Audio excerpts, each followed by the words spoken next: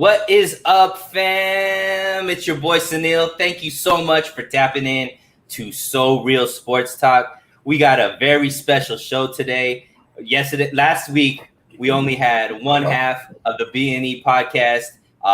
This week, we got both halves. We got B and E. So you guys all know Brandon. I guess he's up here. And then now introduce you to Esteban. So appreciate you two guys jumping onto the stream with me today. How you guys feeling? Feel good. Feel good, man. Thanks for having us. I love it. So we got kind of Brandon's intro out of the way last week. Found out why, he hates the Lakers and only likes certain players and whatnot. But I had to bring somebody like Esteban who was raised right.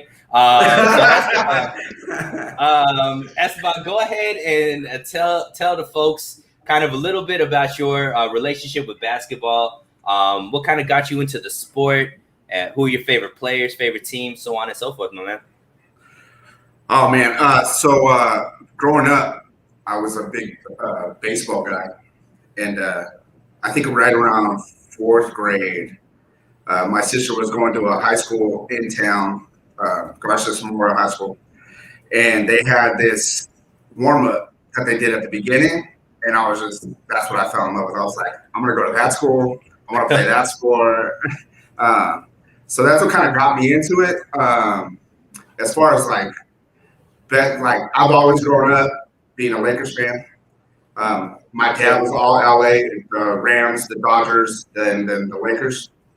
And then my favorite player was always Magic Johnson. Like I saw Magic Johnson play, and the way he dished, the way he saw the game, the way he just was a general on the court, it just made me fall in love with the team aspect of that, which is why I like teams instead of individual players. And we have the best team in NBA.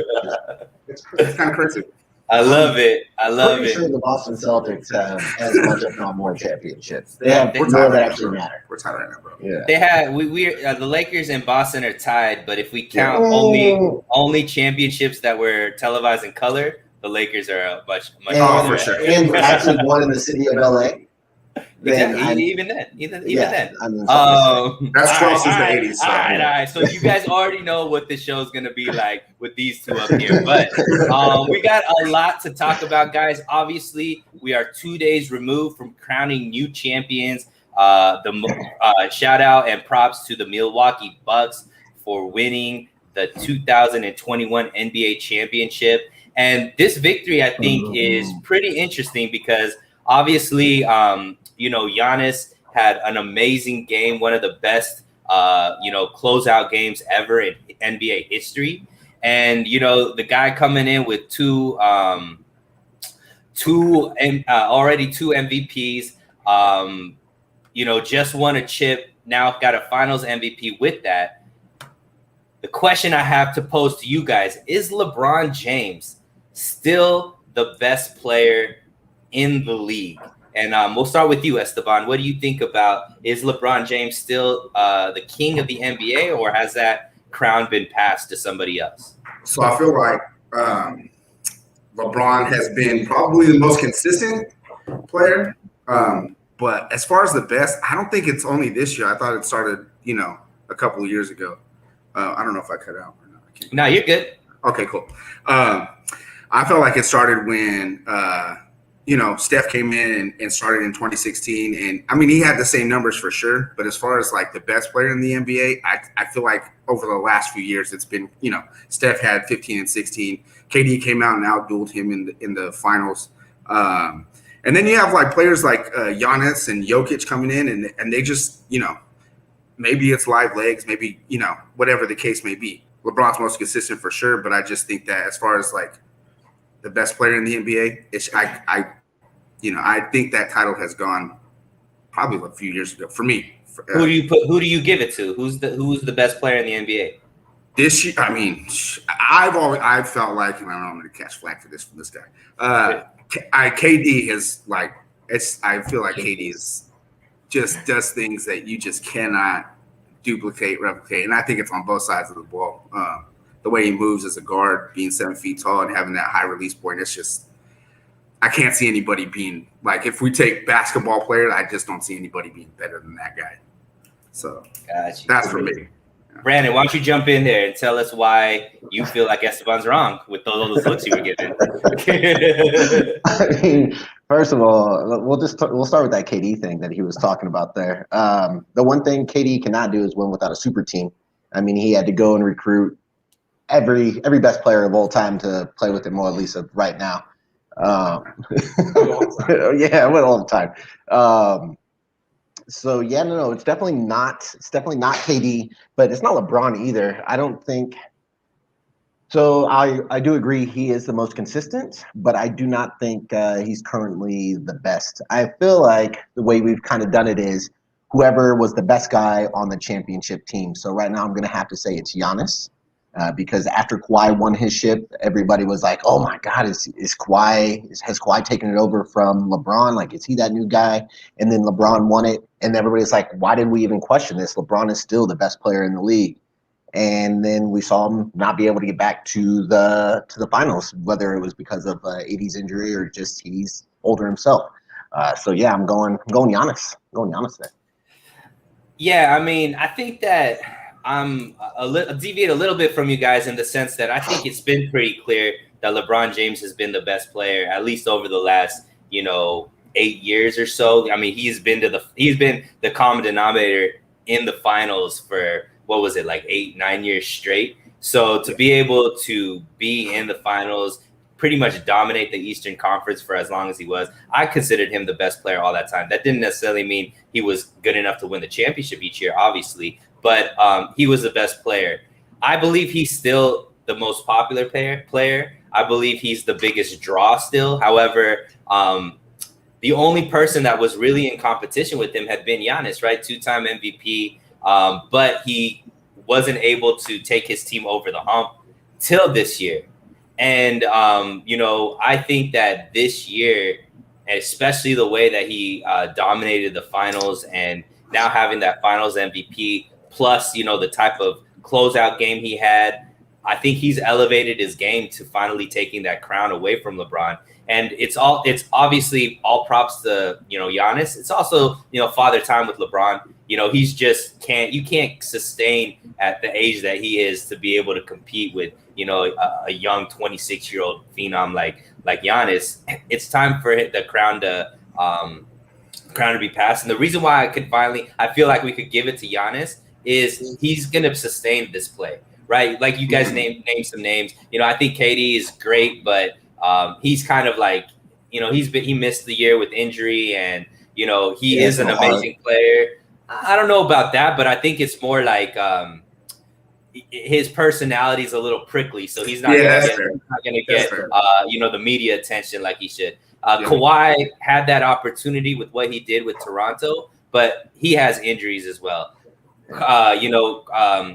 What's his name? Steph Curry obviously had that run that he had, but then once again, when Klay's down, all this kind of stuff, he hasn't shown to be able to take his team into the playoffs without having 1 or 2 stars with him. So those guys, it was debatable. I think now we've gotten to the point where we could crown Giannis and not be afraid that next year he's not going to be the same type of player, because he's already been competing. It was just he needed that chip to be able to finally put that crown on there. He had the chip. He showed out in the NBA Finals, on both ends of the floor. And one thing that Jalen Rose said on Get Up today in that epic battle between him and Kendrick Perkins, I don't know if you guys got a chance to see it, but I haven't watched anything yet. Yeah, they were going at it for real. But it's interesting because whenever we thought of two-way players, we always thought of like Kawhi. We thought, PG 13. We think of like guys like that, wings, right? What Jalen Rose said is the best two-way player in the league right now is Giannis. And it's kind of hard to debate that because of how he's been able to, especially these finals, what he did as far as both ends of the floor, dropping 50 as well as having 5 blocks. That's insane to be able to do both of those things. So to me, it's pretty clear cut that Giannis is the new king of the NBA. He has the personality, has that likability. So I think I'm ready to give him that crown, even though, LeBron, I feel like LeBron has had it up until this point. What do you guys think about that? What I heard right there is that you agree with me because I said LeBron or not LeBron, Giannis was the new king of the NBA. Those are what I agree. said. I So agree. I was Yeah, like, but I agree that he took it from LeBron. You were kind of waffling on I who was just had saying been that we usually crown whoever was the best player on the championship team. Like LeBron had got it back last year after they won the ship, because even though AD was good, it was still LeBron that was the best player on that Lakers team for that time. So he had it back, and then Giannis just came and took it right back from him. He said, "Nope, sorry, you only get a year of this run, and now it's mine again." As for like him being the best two-way player, I absolutely agree. The one thing he really showed in these playoffs was that he could guard perimeter guys, because one of the knocks that he got last year was, oh, he's not guarding Jimmy Butler. But when he dug in deep against Booker a couple times in these finals, he looked really good. Like he was able to stay in front of his guy in the final, recover, get blocks everywhere. Like, yeah, so he's definitely the best two-way player in the league right now. Beautiful. I don't know if I'm stepping on any toes or anything like that, as far as like other subject that we're going to talk about. But for me too, it's like, KD was a big toe away from being in this conversation too, without a Kyrie and without a Harden or a one-legged Harden or whatever it was. They didn't really have a superstar with him too. So, I mean, by all means, Giannis he did ungodly things this playoff series, and I mean, I'm sure we're going to get into him. But for me, it's just like KD, I don't know if he can carry a team like that, but I mean, it was a big toe away from, a lost job in Bud, and does Giannis really have it type of thing. And I think that played a lot into Giannis taking that leap as well, being able to. KD's feet were way too big to be able to move into the finals. But let's do it. Let's talk about it. Obviously, Giannis winning this chip in the way that he did. How do you guys feel like this affects his legacy? And we got to go one at a time because there's an echo with you guys since you guys are in the same room. So why don't we start with Esteban, and then I'll unmute Brandon, and then Brandon, you could jump in. But Esteban, what do you think that this chip does to Giannis's legacy? He's already a two-time NBA champion, Defensive Player of the Year. Now, NBA Finals champion. How does this cement him in, NBA folklore? Well, two-time MVP, and then, like you said, he's a Defensive Player of the Year. He already kind of made a stake in the NBA. I don't think it was this ship necessarily. I mean, obviously, the end. How it ended is what's going to cement him in finals, history. I think it was the getting over that hump with KD, and after that, the growth that we've seen and him starting to figure out what he was problem solving right in front of us, and I feel like that was the thing to watch, to where it's like, he hasn't been playing basketball for a super long time. So I think that is what I would take away more than the ship. Of course, the ship cements him in, like I said, he's going to go down as one of the greats anyways. And if he stays like this, which he doesn't have to add, like me and B were talking about it, watching the game, he doesn't have to add a 15-footer or anything like that. Because if he can get 50 just doing what he did, by all means, get 50 doing what you're doing. You know what I mean? But I think the problem solving is what I most took away from, and then just watching him grow, watching him be able to step up to the line and overcome all of that. I think it did a lot for him, man. And his likability is just off the charts, man. Everybody loves this dude because he just does likable stuff. You know what I mean? Right. Yeah. For sure. Brandon, one thing that, and jump in, but with Giannis, Esteban just talked about he doesn't need to, learn a jumper or whatnot because of how dominant he is. Right now he's in his prime, athletic prime, to be able to do this. Obviously, when he's in his 30s and stuff like that, when he's not as athletic, he'll probably need to learn that jump shot to be able to sustain in the league. However, what kind of run can Giannis go on now that he's finally got that chip off, finally got the chip? What kind of run do you think he could have, and what kind of legacy do you think he has cemented with this win? Well, with him only being 26 and looking as dominant as he did, I think the only thing that's really going to hold him back from winning multiple championships is his supporting cast. Drew and Middleton are a couple years older than he is. I think Drew is like 31 and Middleton's 29. So, I mean, they're kind of on that same trajectory that he is. but they've also been a little more injury ridden than he has. So as long as he stays healthy, they stay healthy, and then keep that core together and just continue to just add little pieces around those guys, I don't see there's any reason why he shouldn't win at least 2 to 3 more. Now, if he does go on this run and get to, let's say he gets to 4, which is the same as LeBron, right?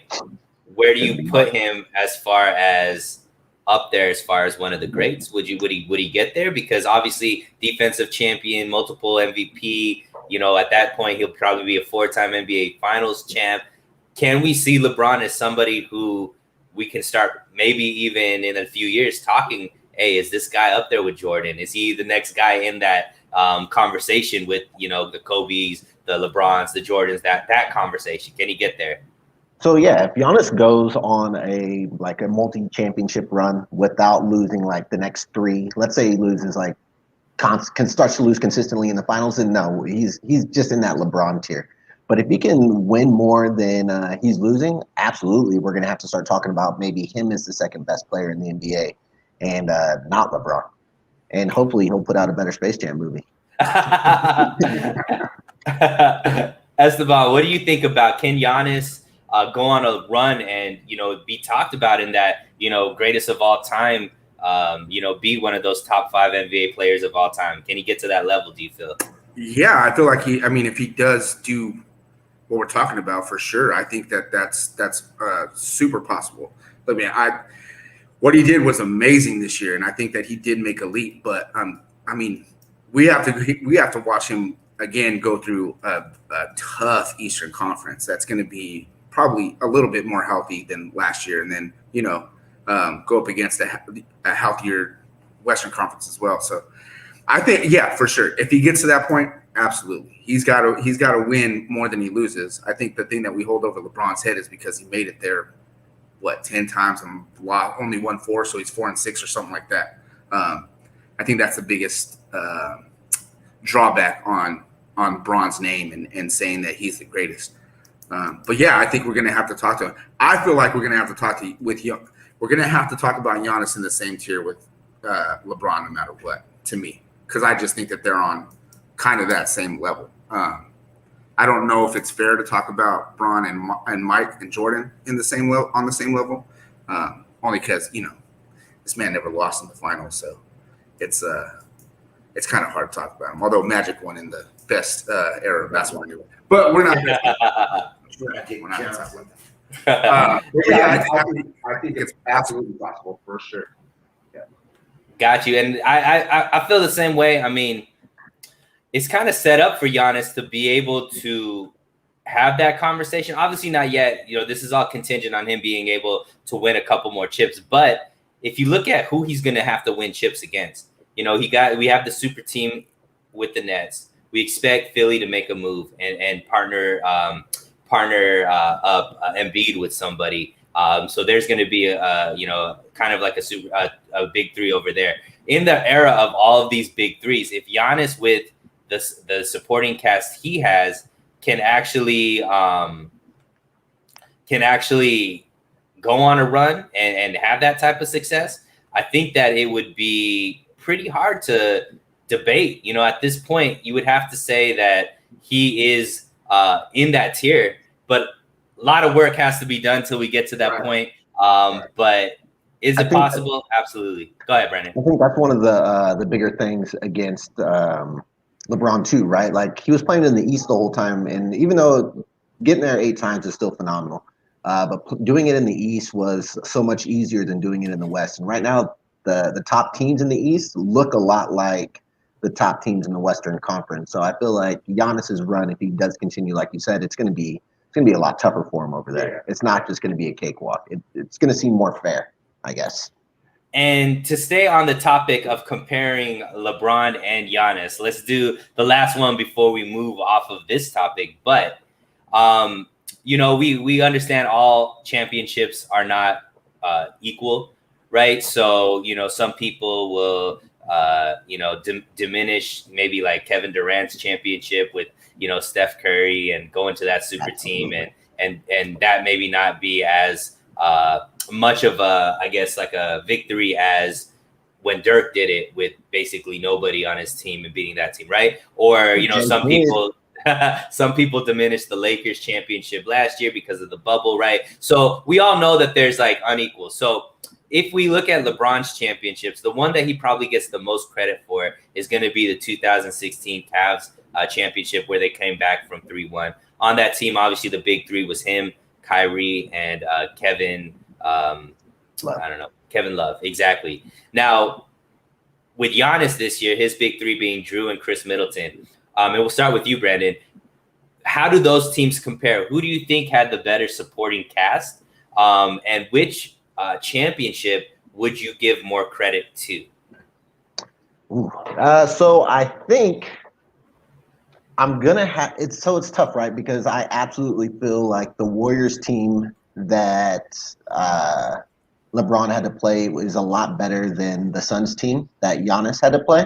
Mm-hmm. But if I'm just going down the roster and I'm comparing guys side by side, I feel like the Bucks have the better team. I mean, I go Kyrie over Drew Holiday, even though Drew's like an amazing defensive player. Kyrie can buckle down when he needs to. He can help get a stop here and there. You can't pick on him. I'm going Middleton over Love, but then the Bucks also have Brook Lopez, who, even though he got played off the floor a couple times, he showed up in some big moments, hit some big threes, had some big dunks. And then you taking him over Tristan though?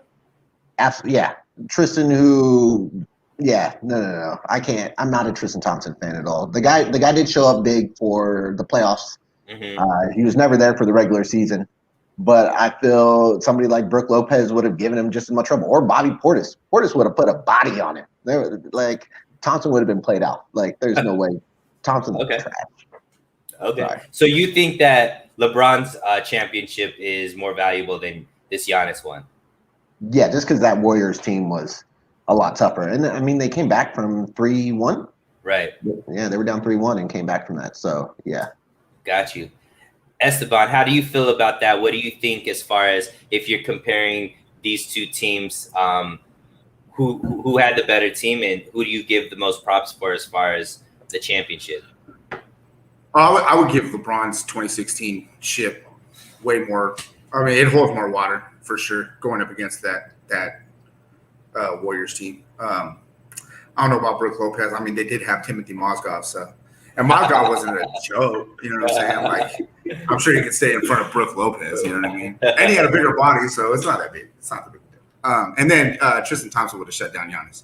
So, no, I'm just kidding. No, I do think that. I think that they had a better cast. And it was just, I feel like maybe they would, if we're comparing lineups, I think the two best guys on, only because we've seen it, right? The two best guys on the Cavs and Bron and Kyrie, those dudes went absolutely nuclear when they were playing against the Cavs. I mean, they averaged like 30. They averaged 30 apiece, right? And then LeBron was close to a triple-double that whole series anyway. So I feel like those two guys were, as a tandem, much better and brought those guys, their supporting cast along better than Giannis and Middleton did, in them being the two best guys on that team. So, yeah, I do think that the supporting cast was better for LeBron. Yeah, and I think I agree with you, Esteban. I mean, obviously, when it comes to the competition, that Golden State Warriors team was much better than the Suns team. So, as far as what victory holds more weight, you got to give it to the LeBron James Cavs. But if we're going specifically who had the better supporting cast, that is an interesting one because Drew Holiday, even though is not necessarily known to be a terrible scorer, in the finals, he was a terrible scorer, right? He was really struggling with his shot. So he kind of became a strictly defensive-minded player and at an elite point. You know, obviously in that game 6, you know, Devin Booker was not the same Devin Booker, and it was probably just 6 games of having to deal with Drew Holiday chasing you around and putting that body on you and stuff like that. Finally wore him out. Physical. Yeah, physical. Middleton, I think, is more the Kyrie style because he's more of a scorer. That guy that, you know, in the fourth quarter, they kind of gave the ball to him to hit some of the clutch shots. And obviously him being a better free throw shooter. He was getting the ball in his hands in the fourth quarter, much like how Kyrie was with LeBron in that series as well. The whole 3-1 thing. I mean, you also allowed yourself to go down 3-1, so I can't give you credit for losing games and then all of a sudden winning them as well. Like, you put yourself in that position to go down 3-1.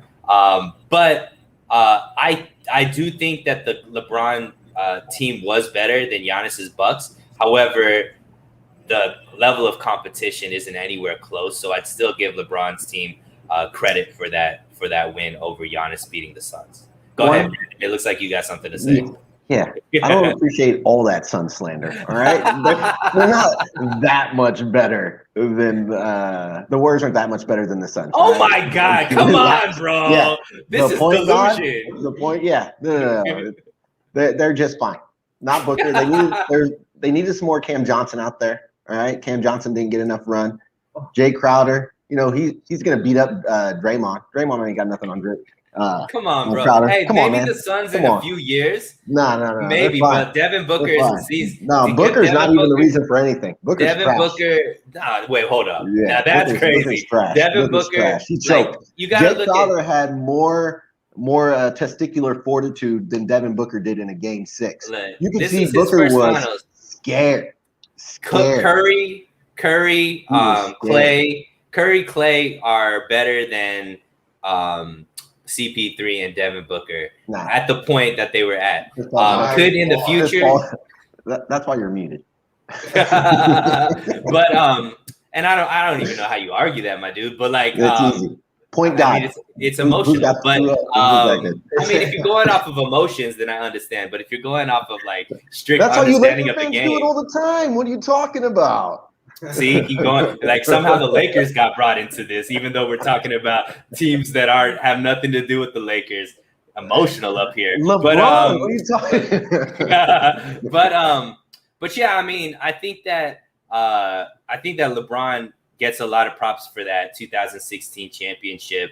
And Giannis, I don't think Giannis's team was as good as what LeBron has had. I think this team is in the hierarchy. If we're ranking like LeBron's teams versus this Giannis team, I think this would be the last place, right? Obviously, we'd go his Miami teams are probably the best teams. And then maybe with AD being like the stud, maybe that Lakers team. But even that, I mean, the Cavs Lakers team, that any 2 or 3. But then I think this Bucks team would come in fourth. But level of competition, like I said, they beat a team that had broken the regular season record for most wins in a season. And they took them and they won that championship in 7. So got to give props to LeBron for that one.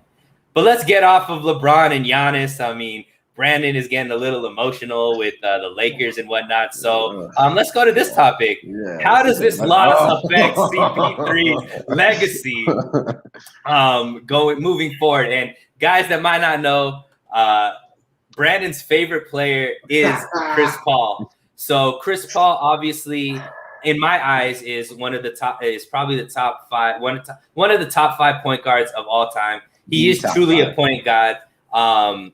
But his biggest knock has been he can't win, the big one, right? He had all of the misses when he was playing with the Clippers. He got injured with that Rockets team that everybody thought might have a chance to win a championship. This was his chance, and to be honest, the last to be swept basically after going up 0-2 or going up 2-0. And then dropping 4 games in a row, it has to affect his legacy. How do you think that his legacy is going to be affected? And we'll let you start, man, because I know this one is near and dear to your heart. So let's try to be as objective as possible. What do you think this does to CP3's legacy? First, I don't know if you can hear someone over there, but he said, I don't know, objective. That's absolutely not true. The best thing about me is I can separate, right? Like, I'm not delusional here. The thing this does for his legacy is this was his, I feel like it was his last chance to win a championship and still be the guy, right? Like, they were talking about he could have been Finals MVP the way he played after those first 2 games, and they got those first 2 wins. Now, if he ends up winning a championship, it'll, unless he comes back and still plays at the same high level that he played this year, which I mean he's 36, so it's going to be kind of tough. But I don't know, that vegan plant-based diet seems to be working magic wonders for him. But if he can't come back and be that guy, then all the other ships that he might win after that are just pretty much ring chasing ones, right? Like, and those, even though they count and they're still good to have, in terms of when you say like, oh, this guy is one of the best point guards in the league, even though he is in my heart, it's hard to actually call him that when like Isaiah Thomas, who is considered probably one of the top point guards in the league, he's got 2. I'm not counting Magic because he's 6'9". Like, that's not fair. You're taller than everybody else. Get out of here. You're not a point guard. So I'll give you my 5, and you tell me if this works. So I put Magic in there because that's what he was listed as. Oscar Robinson, Steph Curry, Isaiah Thomas, and CP3 round out the top 5. So that's who I'm looking at as the top 5 point guards of all time. So I don't really consider, even though Curry, so guys are listed at point, but that doesn't necessarily make them a point guard, right? And the best thing the thing that I like most about Isaiah Thomas and Chris Paul is that they're true point guards. They control the game. They are floor generals. Steph Curry's not a floor general. He is he's an undersized shooting guard, right? Like, if he was taller, he'd play 2. Let's not try to. He would play the 2. Wait a minute. He would play the 2. Go. You want to unmute yourself? And Wait a minute. So go ahead, that's fine. So we're saying one's not tall enough, but the other one's too tall. Like, you have to be in a certain like height range to be a point guard. I don't know what are you talking about? Go ahead, Brandon. I'm not saying that he is too short to be a point. I'm saying he's too short to be a 2 guard, right? So it's clearly. But he's talking about, you said Magic was too tall to be. Yeah, Magic's not a point guard. The guy played center sometimes. Just because Ben Simmons is listed as a point guard, but when you go to fill out the All-Star ballot, you don't put him in as a point. Like, it's ridiculous. He's not a point guard. For positionless basketball, yeah, sure, he's a point guard. And Magic couldn't shoot, so he might as well have been a center. His jump shot was probably the ugliest jump shot. That's crazy that a center has the most assists ever. Oh, he's not John Stockton. John Stockton has the most assists ever by a mile. And so if we're going to go top point guards, yeah, it's going to be Jason Kidd, Chris Paul, Isaiah Thomas, Stockton. Like, we're going to go actual point guards. Like, that's the way I'm going to go. Way to give your guy some bail so that he doesn't get kicked out of the top 5 by just eliminating guys that are already better than him at that position because of height. Not better than him at the position. Because of height. Like, they're more skilled players, but they're not better than him at the position. They're more suited for the positionless game that is today. This is emotional math by Brandon Campbell. Go ahead, Esteban. So what do you think that losing this championship does for Chris Paul's legacy? For me, I don't really think it changes anything. I still think he's a top 5 point guard. I don't think winning this championship would have. I felt like winning this championship would have been cool, but it doesn't erase what has happened already. Right? He's already lost numerous of times, and it took him. He didn't get past the second round in LA, and when he was playing in Houston, that was the first time he got to the third round. And this is his first time in the finals. Yeah, finally he got to the finals. I don't know what he wrote. I'm sorry, he's right. Anyhow, I had my top 5 that I feel like it was the same issue. I mean, Magic is all time to me. Somebody not calling Magic a floor general. It just doesn't watch basketball. Like, to me, that's absolutely insane. But I had Magic and Isaiah. I think those 2 are top notch. And then Kidd, Steph, and Chris Paul, however you want to round it out. I know I was going to get flack for Steph because he isn't really the natural point guard, but he generates so much attention, and I might be biased because that's like my all-timer. He's awesome, but he generates so much attention that he does kind of generate. He is a floor general in that sense. You always have to pay attention to him. But as far as CP3's legacy, I really don't think that it changes much, man. I mean, whether he wins a ship or not, the way he's played and what he's done and how he's turned franchises around from being, sub 500 to a winning organization, the attitude that he puts into that organization, what he did in OKC, what he did for the Suns this year, I think that's just, that speaks volumes to, first of all, what a leader he is, and then, how he will go down and be viewed. He was just a leader, and he played the position to a T. It sucks that he was injured and had an injury-plagued postseason career, because I feel like all the injuries that he had, they were all in the postseason. It feels like that anyways. But I just don't think that – I wasn't going to think of him less or more whether he won this championship. I just, a championship would be good on his resume for sure. But at this point, it's a Gary Payton championship with the Heat. That's all. That's the only thing. That's what it is for me. Jason Williams championship. So this is where I think it does affect him. And it's not going to affect him now, but it could affect him in the future when some of these young guys that are up and coming, that are putting together their resume, if a guy like Trae Young ends up winning a couple of championships, if a guy like John Morant ends up winning a few championships, I think it opens the door for CP3 to be knocked out of that top 5. And the reason for that is these guys, if they're with CP3 being as great of a point guard he is, not winning that big one opens the window or opens the door for somebody who comes in and is somewhat competitive with CP3 as far as all of those intangibles that we talked about and his ability to set up the offense and lead a team and so on and so forth. But they get a championship as well. Now it's going to be pretty difficult to debate it, because there's always going to be that caveat. Well, yeah, CP3 was a great point guard. However, Trae Young won a championship, or however, John Morant won a championship. Mm-hmm. And I think that's where it can affect his legacy, because now it gives an out for people to like take him out of that top 5 in the future if somebody gets close to that ability. Because guys like Steph, they're certified to, 3 championships. He's certified as one of them. Isaiah Thomas, 2 championships certified. Magic, 5 championships certified. Oscar won a few championships certified. So like they're certified. The only person, and it's the reason why John Stockton doesn't get the type of praise that he deserves, right? It's because he never won that championship. And it wasn't until Jason Kidd really won that chip with Dirk in Dallas that he became certified. So I think that's what it is. It's going to be that feather in the cap that's missing for CP3 to be stamped and certified top 5 of all time, unapproachable. He is. If somebody else comes up, he's going to be the first one to be booted because he didn't have that championship. What do you think about that, Brandon? No, I think that's pretty fair, because the one thing that everybody wants to talk about, I mean, even E and I, when we're on the pod and we're debating players, it's always championships, right? Like that's what it all boils down to. And real quick sidebar, Esteban said it wasn't going to change anything for him if Chris Paul had won the chip.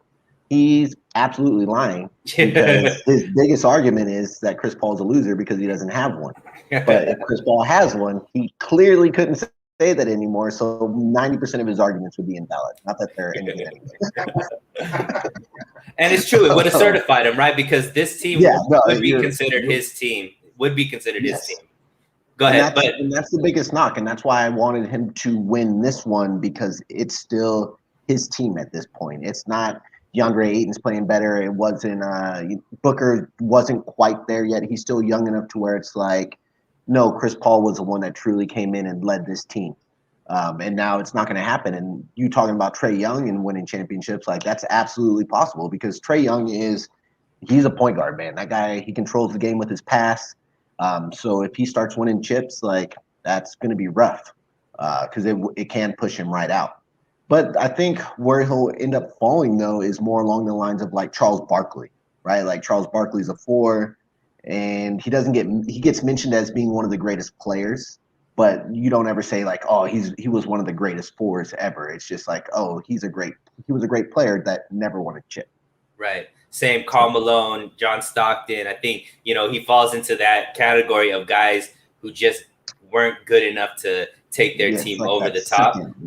And it's unfortunate because obviously that it takes away from the greatness, and it's just what us, like guys that are just debating have to go through. But it is that, and he had a chance to like certify himself, but it didn't happen, and he has to live with that from this point on, because it's always going to be talked about as far as part of his legacy is being one of the greatest point guards that just for some reason couldn't put it together when it is. And the thing about CP3 is, he's been kind of, at least with the Clippers, there was some times where he was one of the reasons why they were losing. You know what I mean? Right. And so that's another negative that they have. So I think he's done a lot to repair his reputation, because the one move of him moving to the Suns really took the Suns from a team that didn't make the playoffs last season to a team that was, second place in the division, made it to the finals. So to me, I think it was the ascension. CP3 was putting together that year that was going to put him in the greatness category forever. And it just needed that stamp of approval with the championship, and he fell short. So a lot of people are going to forget what he did this season, which is unfortunate, because it was a great season for a point guard to be able to take this young team and make them pretty much overachieve, beating the Lakers. And they beat all the team. They beat the Lakers. They beat the Clippers. All the teams that were supposed to be better than them, they beat all those teams handily, right? And so, and Chris Paul was a big part of why they were winning. So it's unfortunate, but, one person's misery is another person's gain. It's pretty much certified Giannis, and he just played better, man. And so you can't take that away from these guys. Anything else? I think playing in this era does really help Chris Paul, in that there aren't a lot of point guards, so to speak. There's a lot of shooting guards and stuff like that, guards that do a bunch of different things, right? So when we look back at this era, we can look back and really, Chris Paul will really stand out because he was true to his position, right? I think that helps him, because when we, like I said, that keeps him in the top 5 for me, is that we look back and be like, in an era of all of this, he really did play that position, and he took his team further than, any, traditional point guard took anybody else in this era. You know what I mean? I agree. But like I said, if one of these guys ends up winning some chips, even if they don't have the type of point guard, quote unquote, level or rating that CP3 has, just their ability to win that chip is going to knock, CP3 out of that top 5. Brandon, we'll give you the last word because this is your guy. Don't worry, he's coming back next year. Bigger and better than ever. Oh man, I love it. I love it. So let's move on. So this finals was actually pretty interesting because both of these teams made a big trade this offseason to bring in a player that ended up being the right piece to take them to the finals. Obviously, the Bucks went all in and traded for Drew Holiday. And they made it to the finals and won. The Suns did the same thing, went all in and traded for Chris Paul, which obviously turned around that team and organization and brought them to the finals. So if you're looking at the NBA landscape right now, what do you feel like are some teams that are one big move away from actually now being in the NBA finals this upcoming season? And we'll start with you, Esteban. Let me unmute you real quick. Go ahead.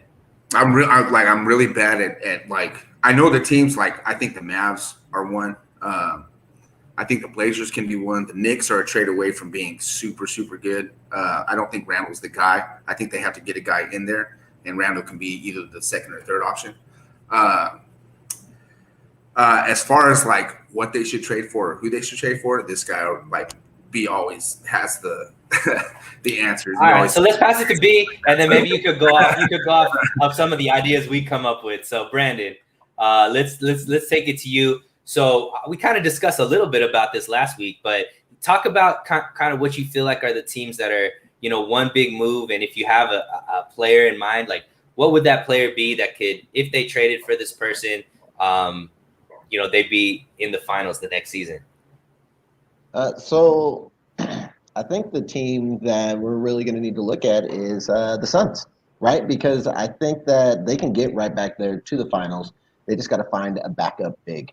Who that backup big could be, I'm not gonna lie, I'm not 100% sure. I want to comb through the free agent list a little bit more. But let's go off of so Suns already in the finals, so that's so not what we're talking about. A team, a team, and we're not talking about a backup player that's coming in. Okay, let's rewind this. Look, all right, if you look at what the Suns time out. The Suns brought in CP3. They didn't bring up a backup point guard that took them to the finals. The Bucks brought in Drew Holiday. They didn't bring in a backup center. I'm talking about big swings. A backup center is not a big swing. We need a team that is going from zero to hero like these teams done. Make a big swing that takes it. And I guess you guys didn't do your homework, so I will start this because you guys clearly didn't understand what we were talking about, all right? So the team that I'm selecting, so think about it. They took players, really good players that were on bad teams that were really wasting the years of those players, all right? And they took them, put them on a team that was ascending and that needed that player, and then they made it to the finals. So I'm picking the Boston Celtics because I think they're one big swing away, and the swing is the center that's wasting away in Minnesota, Karl Anthony Towns. If they could somehow pry them away from Minnesota and bring him to the Boston Celtics, pair him with Jaylen Brown and Jason Tatum, make that the big three. I think the Celtics then become probably, right there with the Nets, the favorites to take it in the East. And in Minnesota, they're not going anywhere. That team has proven that they're not able to put together the pieces to be a competitive team. They've had the most talent that they've ever had. They can't even sniff the playoffs. So I think that, if with Boston having all of the draft picks that they have, they have some nice, pieces that they may be able to throw in.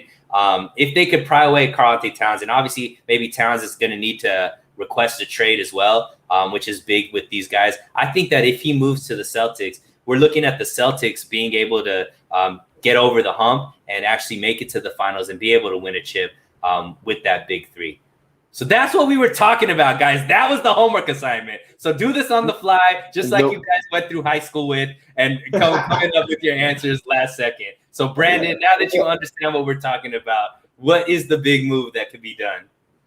So I feel like the question was sent to us improperly because I thought it was just, the team that needed to make a trade. That's my bad. It's a big swing. How is that just a trade? One, if we're doing it like I did in high school, you just skim read, right? Like you don't read it word for word. What's going on here? So if we're going big, let me talk about that Boston one first. They don't have the pieces to get Towns, especially if they're keeping Brown and Tatum, which I absolutely think they should do. I don't think you should break them up, like they do need a big three. But look, the Clippers didn't have any pieces to get PG-13, and they did. The Bucks didn't. Though. So does the Celtics, right? They don't have those picks anymore. Those are gone. They missed that window. They don't have any of those like stockpile draft picks from all those trades. No, that's done. Yeah, they might have one. Well, let's say they can make the trade. Like, obviously, I haven't done that. I guess I didn't do them. Yeah, but if they could grab them, right? Yeah, no, if they could, if they could grab them, that'd be a great fit, those three together. Because Towns wouldn't have to worry about being the man. He could be the second to third guy, depending on, where Tatum and Brown are falling that night. But I do wonder, though, if Towns wants to relinquish any of that. You know what I mean? Like, is he ready to say, maybe he might be too young and just not at that point yet to where he can just say, you know what, I know what my skill set is, and it's not being the main focus, right? Like, I know I'm really good at shooting threes. I've got a good post game, but I can't be the number one option.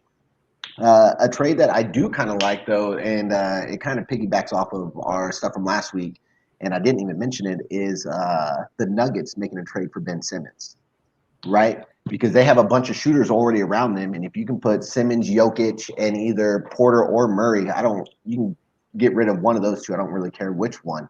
I think either way, it turns out to be, actually, I'd probably get rid of Murray. It turns out to be really good for them because then Simmons has nothing but shooters around him. He's already a really good defensive player. maybe it'll help him ramp up that motor even more. And if he's just willing to cut, he doesn't even have to run pick and roll. All he's got to do is be ready to cut. Jokic is going to find him. And they always talk about how the passing between Jokic and Porter is so crisp because Porter's tall. He's a big target.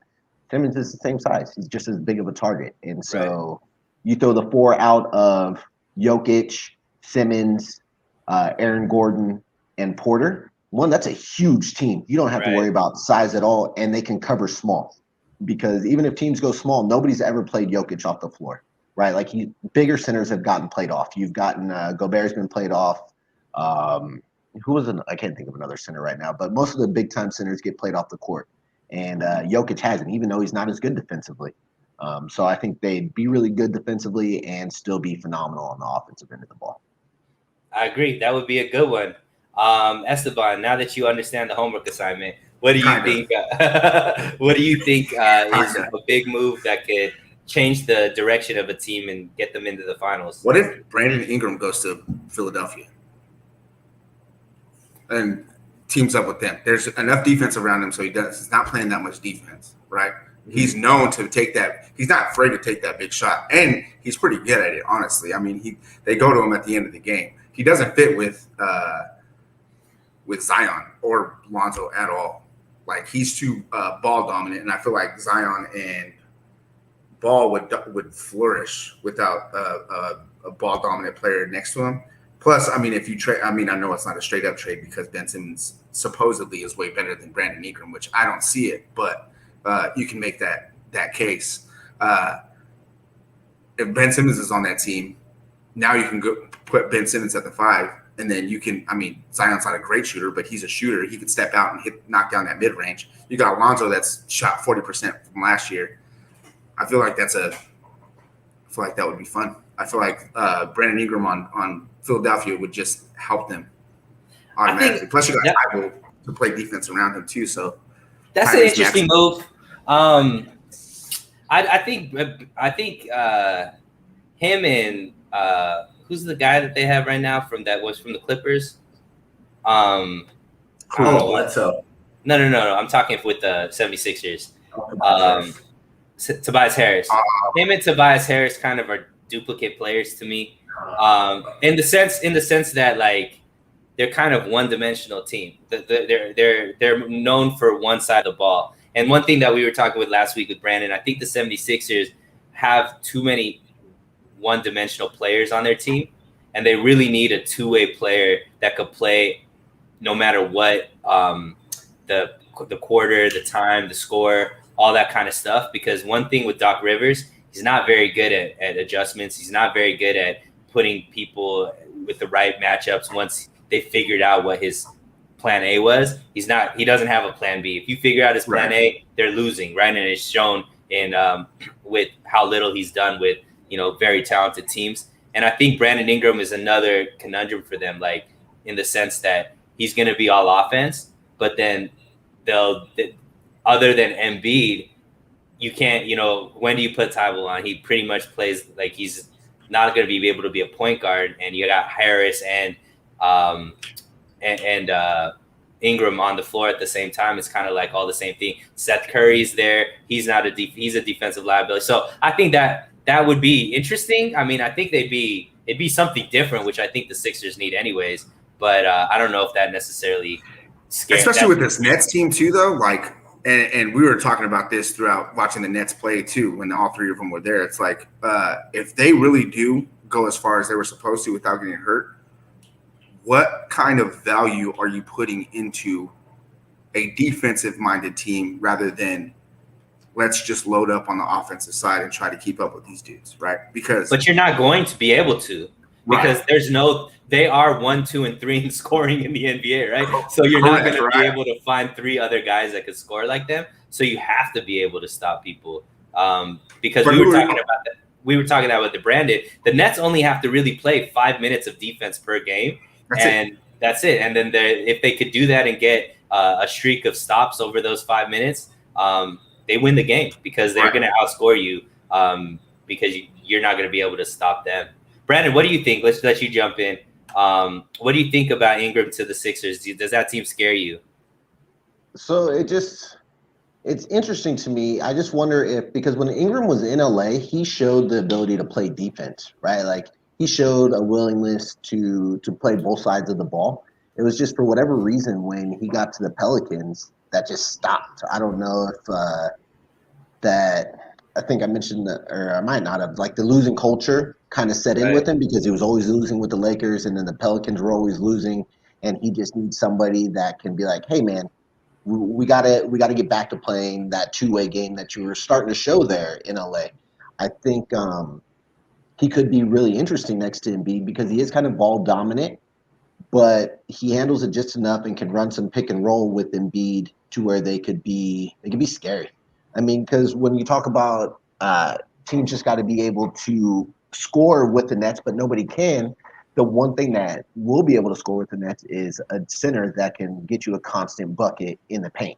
And so if you have Embiid that's just destroying them on the inside, whether it's through the pick and roll or them just posting them up and then finding the shooters on the outside, Ingram's a way better shooter than Ben Simmons was. So if you have him out there in the corner instead of Simmons, like that automatically just opens up the floor. Even Harris, I mean, I know there is a little bit of overlap between the two types of players, but Harris is also a shooter. So now instead of it being just Simmons out there clogging up where Embiid wants to be, now you've literally surrounded Embiid with shooters. And he's shown that at least through the first three quarters of a playoff game, he can kind of keep you in there defensively, even if some of your guys are a little limited defensively. As long as they know how to play and rotate, he'll cover up those mistakes for you. So I'm kind of in on that. I might have to simulate it in my 2K game, see what it looks like. I think that was a good at least name to throw out, Esteban, because I think there's going to be a lot of movement this offseason. And I think that with all those first round draft picks that the Pelicans have, along with a guy like Ingram, that is a pretty good trade to bring back something big, right? Because they're trying to keep Zion there, and they need to show that Zion. They need to show Zion they could build a team around him to be able to keep him there. Otherwise, he's going to do what Anthony Davis did and end up being a Laker, in like 4 or 5 years, right? All the great players do. It's crazy.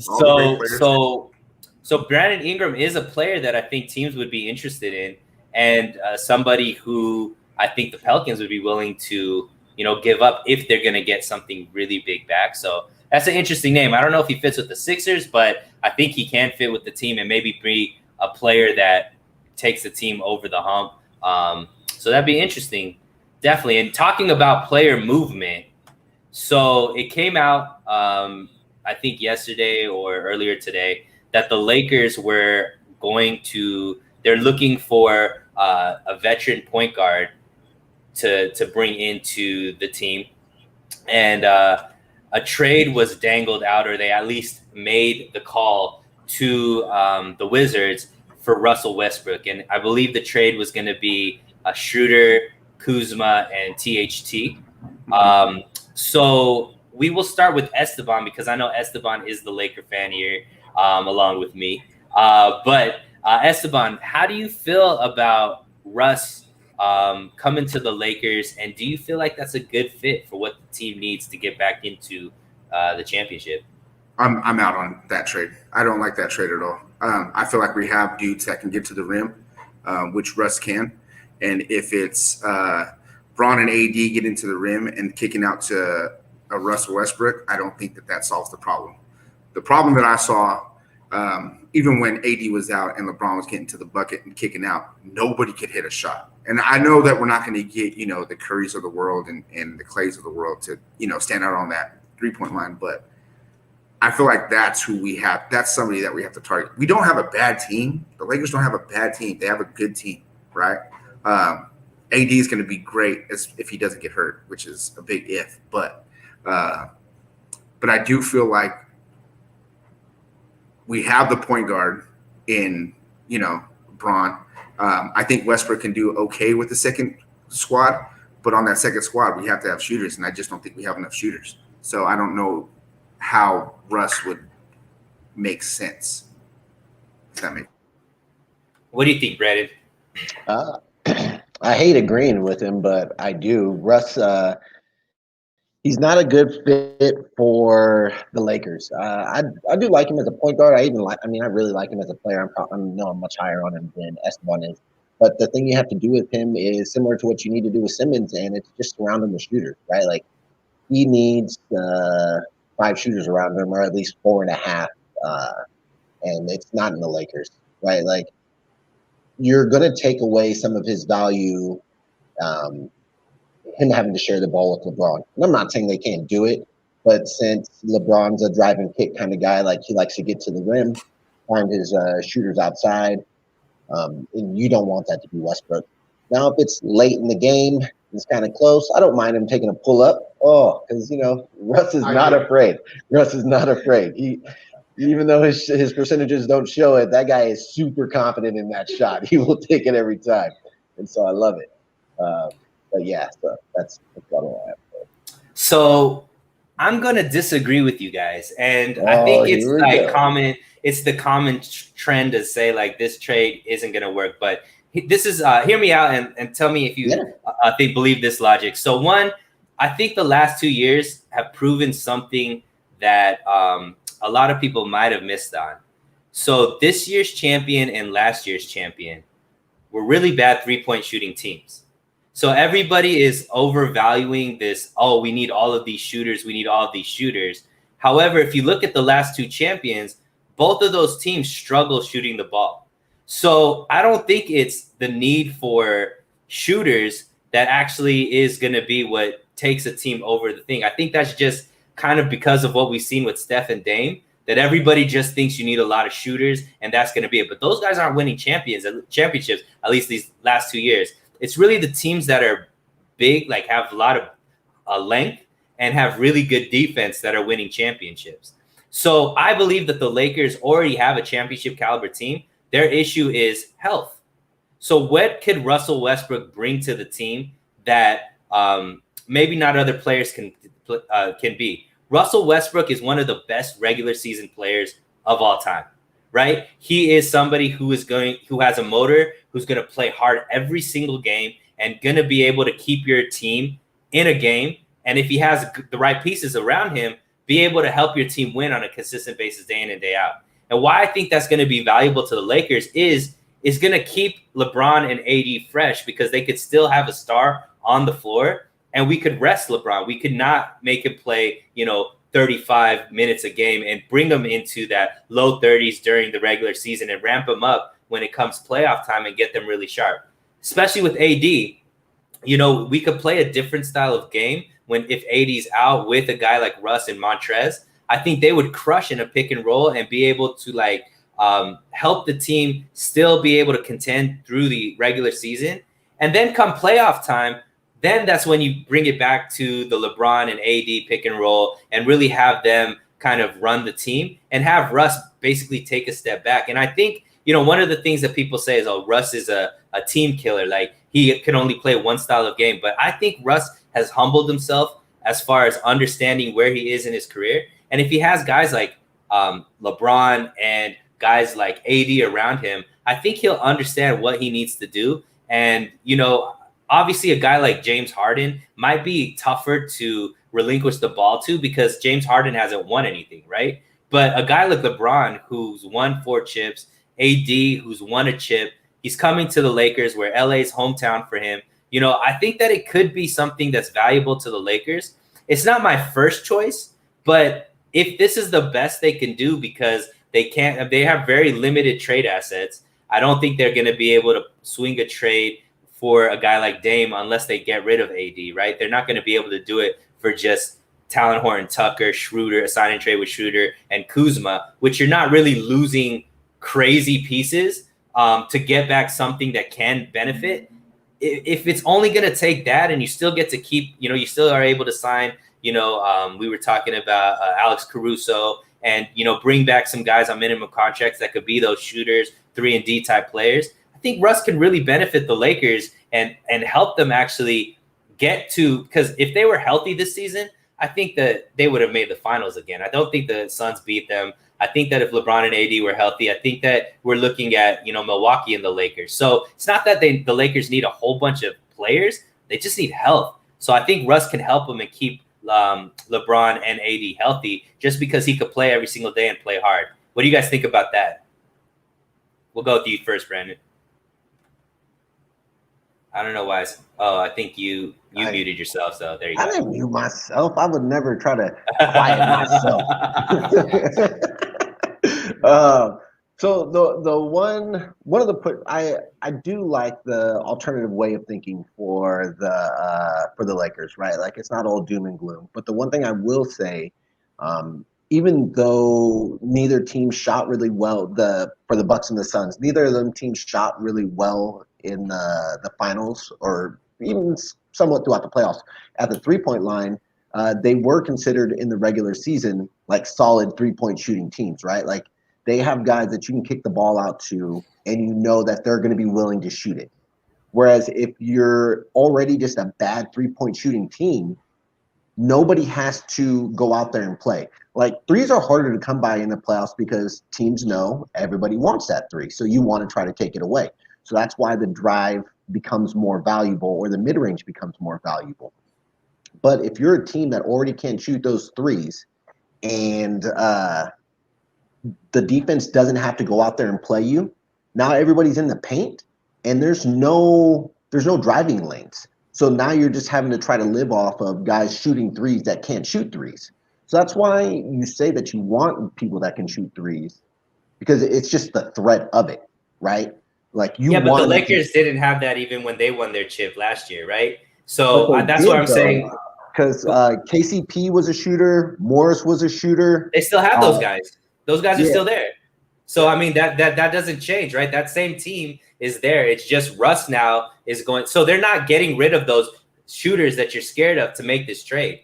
They're just bringing in somebody who could play hard, play that point guard, take the ball out of LeBron's hands, be able to run a team, and keep them healthy through the regular season. Esteban, why don't you jump in and talk, because how do you think Russ would fit in, knowing that he's going to just be there to take the ball out of LeBron's hands, keep him healthy for a full season?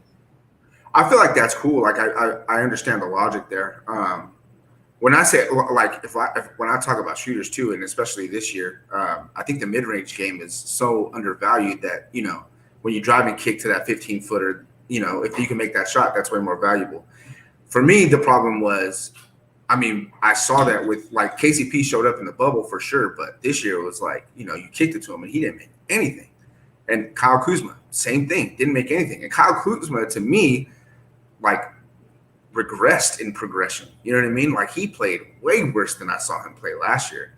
At least, they said he got better on defense, but even on the defensive end, it didn't make up for what he was doing on the offensive end for me. But you have to have guys that can knock down shots. And I don't think that we have, the guys that we have that were knocking down shots the year before, were not knocking down the same shots that they have this year. So I think Russ would, sure, he would save the legs. He would come in. He would play hard. His motor is uncanny. There's nobody can question that. We're talking about like the 90-10 thing. I think Bill Simmons talked about it on his podcast, where 90% of what he does is really, really, really good, but the 10% that he does bad, it's just really bad. He doesn't make good decisions at the end of the game. His free throw shooting is not great. He tries to take the shot that'll give him momentum, but always misses that kind of shot. You know what I mean? Like he said, I'm not always, but as far as the percentage wise, he's way more confident than the percentages will say that he should be taking that shot to me. So I see it. He can save the legs for sure. I just think that to me, like Alonzo Ball would be way better than a Russell Westbrook for this team. Yeah, and I don't think Russell should be the first choice. I think if it only takes THT, Kuzma, and a sign and trade with Schroeder, and they can't get anything better, then Russ, I think that it could fit. Another thing is Russ, on all of these occasions that we're talking about, has always been the 1 or the 2 option, right? So if he's not playing well, it's a big hit to the team because they've built their team around Russ being one of their top 2 players, if not the best player. On the Lakers, he would be the number 3 player. So if Russ isn't cooking, if Russ is like missing shots and all this kind of stuff, LeBron and AD are then 1 and 2 options that are on that team. So you can hide Russ on those days that he's playing not well, especially in the playoffs. But there are games where he's just ridiculous. You know what I mean? And to have that ability as your third option, because let's be honest, your third option is going to be streaky. Everybody's third option is a streaky player that has some flaws. You know, with the Nets, Kyrie. even with them, Kyrie, his flaws, you never know if he's going to be there and be healthy, right? So, you know, even with the Giannis's big three, Drew Holiday wasn't scoring; he was streaky on the offensive end. So that third piece of the big three is always going to be the question mark. So it's still like, what question marks can you survive with, right? And we look at a guy like Schroeder, who I think was detrimental to the Lakers in the playoffs because you got absolutely nothing out of him for so many games when you needed that out of him. I don't think we'd have that with Russ. Russ's mental strength, I think, is a lot more than Schroeder's is. And I think if we had Russ in Schroeder's place this playoffs, those games where we needed another person to step up when LeBron just couldn't do it and AD was a little bit hobbled, I think that's where Russ would have really played a big role and kind of still kept the Lakers competitive instead of, you know, dropping to the Suns like they did this postseason. So I think a lot of people are brushing it off right off the bat because they're like, oh, he's not a shooter and all this kind of stuff. I don't think people are really thinking about what he could actually bring to the team and how it could actually be beneficial. I think it would make the team better than it was last season for sure. So I'll let you guys get the last word on this topic. So I muted myself. Esteban, we can start with you and then Brandon. Brandon, you could jump in. No, like I said, man, I guess I kind of agree with the fact that, you know, if we can't do anything else and we're only giving up those three, sure. Because I don't think Kyle Kuzma is that. I mean, Kyle Kuzma's a whatever for me. Like we thought he was the guy and he didn't turn out to be the guy. So I'm not worried about losing him. Schroeder wasn't, you know, he came through last year, so I'm not really that big on losing him. I like THT. I can see the hype around him. So I'd like to see him, you know, progress. I feel like the Lakers and their problem is that they don't develop their players, right? And so with Kyle Kuzma, I mean, Ingram was good, but Ingram's, you know, flourished on the offensive end when he left. Lonzo, we just didn't give him enough time. I just feel like they wait for that big blockbuster move, and then they try to make that blockbuster move, which, I mean, to their credit, you know, 12 chips later they can. But I just feel like with THT, I feel like I don't want to lose that guy just because, I mean, he might be able to do something. You know what I mean? Yeah, but if you could turn a second-round pick into Russ, you've done your job, I think. With I guess that's a win, right? Yeah, that's a win. Yeah. Brandon, go ahead. You get the last word, my man. So my only, I guess, thought or question is, right, like, if we're living in that perfect world where Russ does bring only the positives to the team and he's able to save legs and what have you, what about the only question I would have then is, what about Russ's injury history, right? Like, for these last couple of seasons, he's had some things. Like, he hasn't been as healthy as he's always been. I mean, he bounces back usually pretty quick, but like you saw this whole year with the Wizards, like, he didn't look right. He did have that one really good stretch where he looked great, but after that, he kind of, I think it was in the play-in tournament, he got hurt again. And so, I mean, the one thing he will bring is he does not quit. But he's tried to be the second to third option before. He tried it in OKC, not so much with KD. He was more like, no, I want to be the man. But when Paul George and Carmelo came, he tried to let those guys be the guys and him be more of the playmaker and setting people up. It didn't work out too well. And then for the Rockets, when he was playing with Harden, he did play off the ball. I mean, granted, when you play off the ball with Harden, or you have the ball and Harden's on your team, you're playing 4-on-5, because if Harden doesn't have the ball, it doesn't work. Right. And LeBron and AD will definitely work, but I'm not a big fan of Russ off the ball. I think to get the best out of Russ, you kind of need him to have the ball.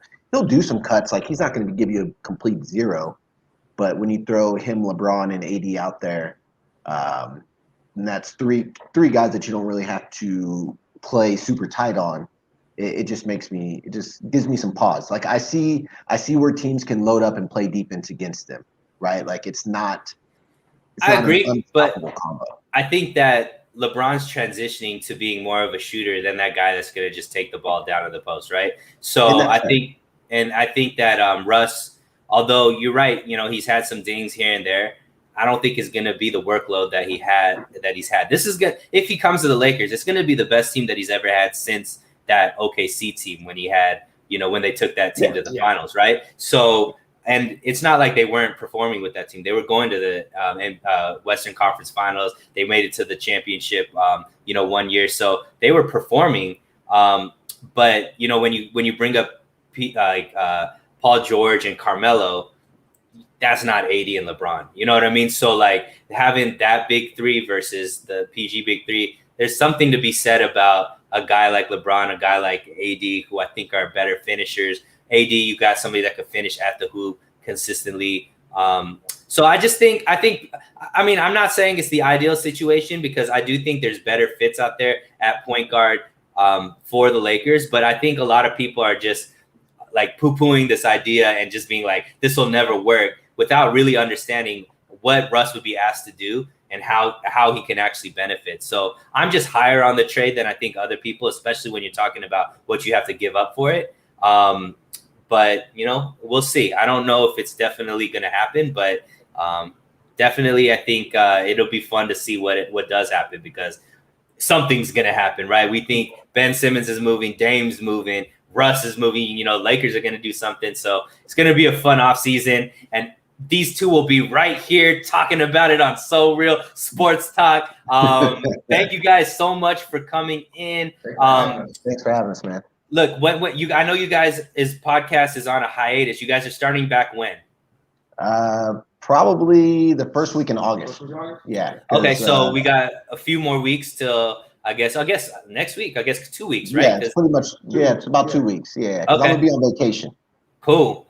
So obviously, the B&E podcast is gonna be with me. I think we're planning on doing it every other Thursday. Yes, so you guys tune in.